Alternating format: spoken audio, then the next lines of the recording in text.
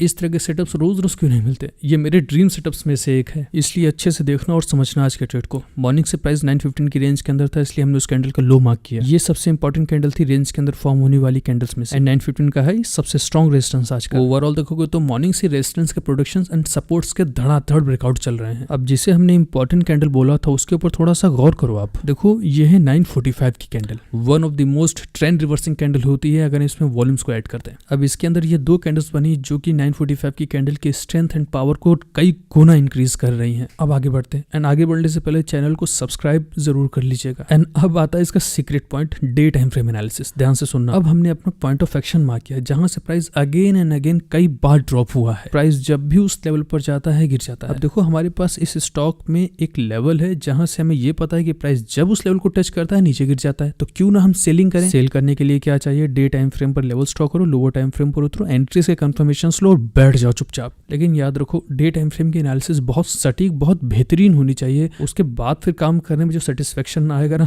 आहा। ये ड्राइंग देखो आप, एक कैंडल है, कैंडल के अंदर कई बार प्राइस अप डाउन हुआ, लेकिन कैंडल के बाहर नहीं निकल पाया। अब बस हम वेट कर रहे थे कि प्राइस रेंज के बाहर निकले और हम ट्रेड मारे। इस रेंज के अंदर एक कैंडल ये भी थी, हम इसके भी ब्रेकआउट पर ट्रेड कर सकते थे, लेकिन एंट्री नहीं मिली। और दूसरी बात ये रिस्की भी हो जाता, बट अभी 915 के नीचे अगर ट्रेड करें तो ये स्ट्रॉन्ग ट्रेड है अपना। वॉल्यूम्स की खास बात है, इसको ठीक तरह से अगर समझ लेंगे तो किसी इंडिकेटर की जरूरत पड़ती नहीं है। अब एक अच्छी खबर है कि हमें एंट्री मिल चुकी है, और बुरी खबर यह है कि प्राइस लगातार स्टॉप लॉस की तरफ बढ़ रहा है क्योंकि एसएल भी हमने लगा दिया है। बच जाएंगे लगता है, ये नीचे आ रहा है। आ जाओ आ जाओ आ जाओ आ जाओ। रे रे रे रे रे रे रे, ये लो फिर ऊपर भाग गया ये तो। एंट्री लेने के बाद तो बराबर लॉस ही में दिखा रहा है। ऐसा ना हो पहला ट्रेड साल का यही लॉस में चला जाए।